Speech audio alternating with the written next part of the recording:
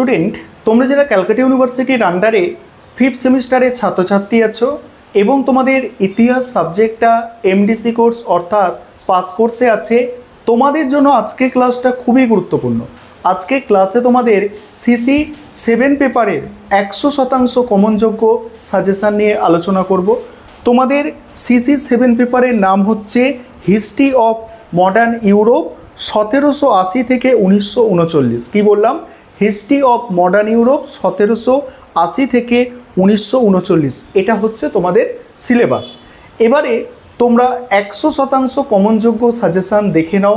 আর তোমরা যারা English ভার্সানের student আছো, তোমরাও আজকে ক্লাসটা দেখো, কারণ সাজেশানটা ইংলিশেও থাকছে। আর যেগুলো মোস্ট ইম্পর্টেন্ট প্রশ্ন সেগুলো আমি স্টার দিয়ে তো চিহ্নিত করেছি, এবং তোমাদের 10 এবং 20 নম্বরের প্রশ্ন, 10 এবং 20 নম্বরের প্রশ্ন আমি মোস্ট ইম্পর্টেন্ট 8টা প্রশ্ন বাছাই করে দিয়েছি, এবং তোমাদের 5 নম্বরেরও তাই মোস্ট ইম্পর্টেন্ট প্রশ্ন 5 নম্বরের 8টা প্রশ্ন আমি বাছাই করে দিয়েছি। এবারে তোমরা সম্পূর্ণ সাজেশানটা দেখে নাও। এর আগে আমি তোমাদের সিসি 6 যে পেপার, সেই সিসি 6 পেপারের সাজেশান কিন্তু অলরেডি দিয়েছি। আজকে তোমরা 7 পেপারের সাজেশান দেখে নাও। আর আমাদের অনলাইন কোচিং ক্লাস চলছে, তোমরা জানো।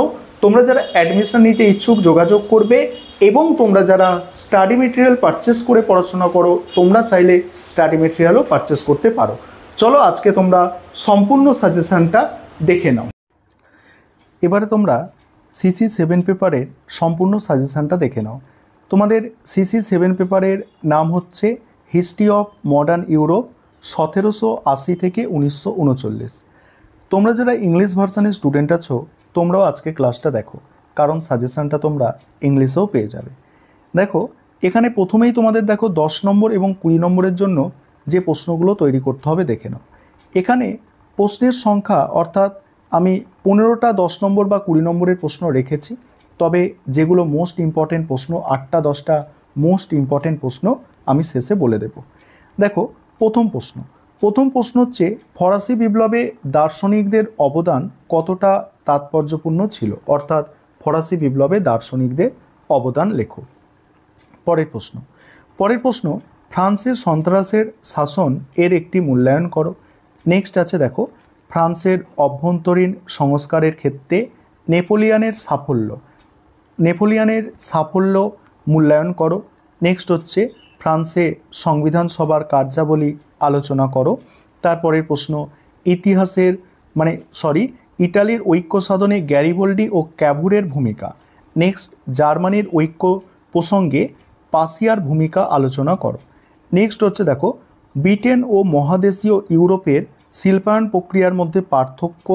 পরের প্রশ্ন 1815 থেকে 1848 সালের ইউরোপে রক্ষণশীল শক্তি ও বিপ্লবী আন্দোলনের চরিত্র আলোচনা করো। পরের প্রশ্ন 1870 থেকে 1914 পর্যন্ত সময়কালকে কেন সাম্রাজ্যবাদের যুগ বলা হতো। নেক্সট আছে দেখো, 1929 থেকে 1933 সালে মহামন্দার প্রকৃতি ও তাৎপর্য আলোচনা করো। তারপরে আছে 1933 থেকে 1939 সালের মধ্যে হিটলারের বৈদেশিক নীতি মূল্যায়ন করো। তারপরে আছে ভার্সাই সন্ধি কীভাবে দ্বিতীয় বিশ্বযুদ্ধের প্রেক্ষাপট সৃষ্টিতে সহায়ক হয়েছিল। নেক্সট, দুটি বিশ্বযুদ্ধের অন্তর্বর্তীকালে গৃহীত তোষণ নীতি সমালোচনামূলক মূল্যায়ন করো। নেক্সট, ইটালিতে ফ্যাসিবাদের উত্থান এবং জার্মানিতে নাৎসিবাদের উত্থান বিশ্লেষণ করো। আর পরের প্রশ্ন আছে স্পেনের গৃহযুদ্ধ কি দ্বিতীয় বিশ্বযুদ্ধের পটভূমি তৈরি করেছিল, আলোচনা করো। এবারে প্রথম 8টা 10টা প্রশ্ন বুঝে নাও, যেগুলো মোস্ট ইম্পর্টেন্ট। প্রথম গুরুত্ব দেবে 1 নম্বর, আমি বলছি 1 দাগের প্রশ্ন, অর্থাৎ ফরাসি বিপ্লবে দার্শনিকদের অবদান। দ্বিতীয় গুরুত্বপূর্ণ প্রশ্ন হচ্ছে ফ্রান্সের সংবিধান সভার কার্যাবলী। 3 নম্বর প্রশ্ন হচ্ছে এটা যে ফ্রান্সের অভ্যন্তরীণ সংস্কারে নেপোলিয়নের সাফল্য মূল্যায়ন করো। তারপরে দেখো 4 নম্বর গুরুত্বপূর্ণ প্রশ্ন ইটালির ঐক্য সাধনে গ্যারিবল্ডি ও ক্যাভুরের ভূমিকা। 5 নম্বর হচ্ছে ব্রিটেন ও মহাদেশীয় ইউরোপীয় শিল্পায়ন প্রক্রিয়ার মধ্যে পার্থক্য, এটা 5 নম্বর গুরুত্বপূর্ণ প্রশ্ন। তারপরে দেখো, তারপরে 6 নম্বর গুরুত্বপূর্ণ প্রশ্ন, ভার্সাই সন্ধি কিভাবে দ্বিতীয় বিশ্বযুদ্ধের প্রেক্ষাপট তৈরি করেছিল। এবং 7 নম্বর গুরুত্বপূর্ণ প্রশ্ন হচ্ছে দুটি বিশ্বযুদ্ধের অন্তর্বর্তীকালীন গৃহীত তোষণ নীতির সমালোচনামূলক মূল্যায়ন। এবং 8 নম্বর হচ্ছে ইটালিতে ফ্যাসিবাদের উত্থান এবং জার্মানিতে ন্যাৎসিবাদের উত্থান বিশ্লেষণ করো। তাহলে এখানে 15টা প্রশ্নের মধ্যে থেকে আমি মোস্ট ইম্পর্টেন্ট প্রশ্ন তোমাদের 8টা বাছাই করে দিলাম। এবারে 5 নম্বরের প্রশ্ন। 5 নম্বরের প্রশ্ন দেখো, প্রথম প্রশ্ন হচ্ছে ফরাসি বিপ্লবের ইতিহাসে টেনিস কোর্টের শপথের গুরুত্ব আলোচনা করো। পরের প্রশ্ন, মানবাধিকার ও নাগরিক অধিকারের ঘোষণাপত্রের তাৎপর্য।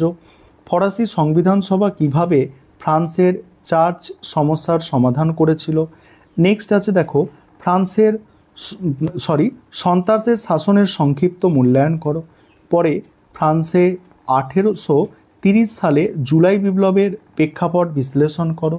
নেক্সট আছে দেখো, 1848 সালে ফেব্রুয়ারি বিপ্লবের প্রেক্ষাপট ব্যাখ্যা করো। নেক্সট, ইউরোপে শক্তির ভারসাম্য নীতি সম্পর্কে সংক্ষিপ্ত নোট লেখো। নেক্সট, প্রথম শিল্প বিপ্লব কেন ইংল্যান্ডে হয়েছিল। এখান থেকেও তোমাদের আমি বাছাই করে দেবো, একটু দেখো। তারপরে দেখো, এমস টেলিগ্রাফ সম্পর্কে টিকা। পরের প্রশ্ন আছে বলকান সমস্যা কতটা তাৎপর্যপূর্ণ ছিল। তারপরে সাম্রাজ্যবাদ সম্পর্কে হবসন ও লেনিনের তত্ত্ব সম্পর্কে আলোচনা করো।